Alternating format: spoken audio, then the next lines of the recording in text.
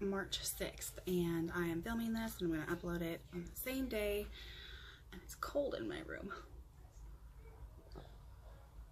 And I'm actually drinking tea, but don't worry, there's no tea spilled on this channel. Mama, don't play that game. So, as you can tell by the title, this is going to be a twofold video. One is an update on my February goals, and the other is my favorite book of all time and why. Okay, so I had realized that when I share my goals before I try to do them, like, I just tank. I tank. So I'm flipping them, sharing them after to tell you how well I did with my goals and maybe what I learned along the way. So my goals, I do my goals in quarterly. So, oh, yay, it's gone out of focus. Focus, there we go. I do my goals quarterly because it makes sense.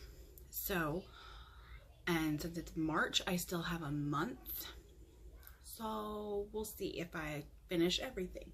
But so far what I have done, I have finished Project Whiskey and Project Ice, and I have started Project Blue. I have posted weekly to YouTube since I started back. I have started to engage wisely on social media, so trying to balance my time, kicking myself off when I need to, using hashtags better, using captions better, engaging honestly with people. Yeah. And then I wanted to nail down my business steps, which I have, and so that will go into the next quarter. And so I'm making a measured step forward with the business aspect of writing. I've also beta read for 2 people, and this month in March will be my 3rd person that I have beta read for. I'm super excited. And to accomplish all my goals, I knew I had to wake up earlier because the quiet time is only an hour and a half, and that's not enough time for me to get the stuff done that I wanted to get done. So for me to get up earlier, I made a bedtime, and I've stuck to the bedtime. And so, you know, positive step forward. That's where I'm at right now. And let's move on to my favorite book of all time. Okay, so I have 2 copies of this book. One is a well-loved, it was my mom's copy, and now it's my copy. But I'm going to show you the pretty copy. If you can't read that, it's backwards. It's Gone with the Wind. Yes, Gone with the Wind is my favorite book of all time. Now, the first time I read this book, and if you've been watching my channel, you know, the first time I read this book, I was 7. There's a lot of heavy stuff in here for a 7-year-old to read. That would be what my son would read, and I don't know if he's prepared for that. But, now it's been a while since I've read it, surprisingly. I've been trying to read other things. So I think what I'm going to try and do is, I'm going to go ahead and do this video and say why, from what I remember, about why Gone with the Wind is my favorite book of all time. And then once I'm done with reading it, I'll annotate it and everything. I'll do an updated video. Is it still my favorite book of all time?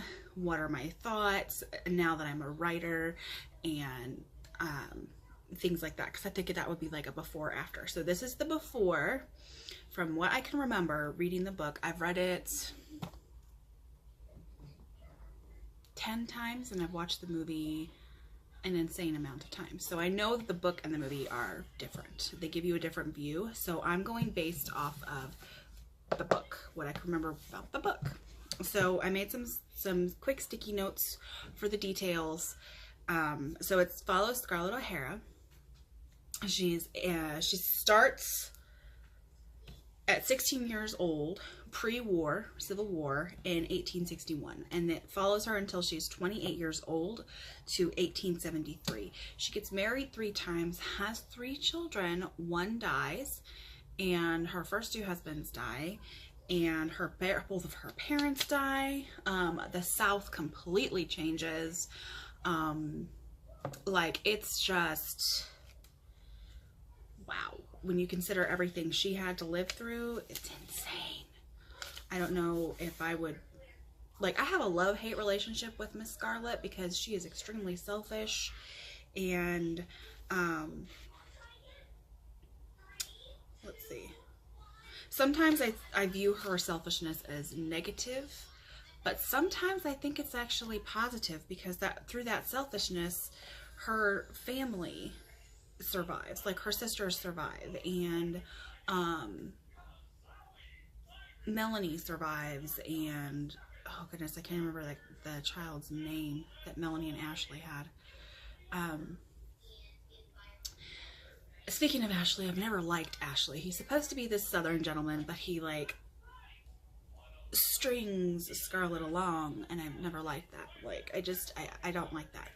I know some people like him because he's just this super sweet gentleman, and it's like, okay, that would be cool if he wasn't stringing her along.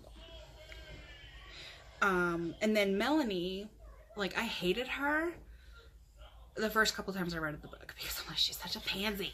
Oh my gosh, you know, Scarlet deserves to be with Ashley. That's when I was in the Ashley camp.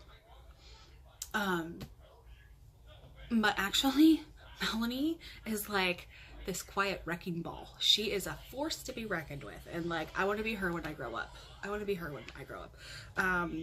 She has this ability to see like the beauty, the selflessness in everybody, because she's always like, she loves Rhett, she loves Scarlet, she loves Belle Watling, and like, she sees the positive in these people, and it's like, that is what I want for myself, you know, to be able to look past people's charade and their facade and see to their core. Like, I love that about Melanie. And then Rhett, oh my goodness, poor darling Rhett. Frankly, my dear, I don't give a damn. I think he had a pretty good ability to, he appreciated the South for what it was, and at the same time, like, homeboy read the writing on the wall, and he took full advantage of it, and he came out on top because he knew how to play his cards right. Like, he was a pretty good gambler. He was a very good gambler, in more ways than one. And the only thing that sometimes I get frustrated with him about is, you know, he's saying that he loves Scarlet, he loves Scarlet, he loves Scarlet, and then when Scarlet starts to change, he's like, nope, sorry, I'm done. Now, I say that, and I'm like, but I can understand why he would be that way. Because, you know, you can love someone so much, but still get so fed up with not having that returned to you. And let's face it, Scarlet didn't return it until much later.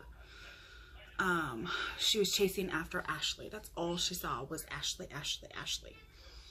And it wasn't until Ashley was like, dude, we can't do this anymore, that she's like, okay, yeah, I love Rhett. And it's like, Scarlet, come on, stop it, girl. I could spill the tea on Scarlet, let's put it that way. But anyway, so those are what I can remember thinking about Gone with Wind, and I'm excited to reread it. I'm not sure I'm going to take my time reading it amongst everything else that I have goals for, because I want to take notes. I want to really evaluate the story, because there's a lot of, where did I write it? There were a lot of themes in here that were just, crazy. Where did I write them? I thought I wrote them. Yeah, there were, you know, there's romance in it. There's all of the family struggles. There's murder, struggling to eat. There's the war itself and how a whole culture and society was changed in a matter of years, and you know, the effect that that did, the ripple effect, and the carpetbaggers, and how it was easy for some people and very difficult for others to adjust to the change. And yeah, and of course, you know, the hot topic of slavery. And I know that might make this a hot topic of a book for me to say is my absolute favorite of all time, but I'm willing to wade in and talk about why I like it. So I think that's it for today. What's your absolute favorite story of all time and why? And if you want to do one of these videos, do it. Maybe I should make this a tag. Impromptu tag. And if you haven't read your, I'm going off the seat of my pants here. Okay, so to make this a tag, you need to tell us your absolute favorite story of all time, why, when was the last time you read it. If it's been a while, reread it slowly and do an updated video like I'm going to do. And then tag other people. There you go. Impromptu tag. All right, that's it for today. I will see you guys next week. Also, update me on your goals for February and March, like your first quarter goals. How are you doing? Have you needed to adjust them? Are you doing things that are exciting? Because I know there's a couple of like mentor matches and things coming up. There's also Camp NaNoWriMo's coming up. So tell me all the details. And there goes my screen again. Okay, so there you go. A video in one clip. How about that? I'll see you guys next time.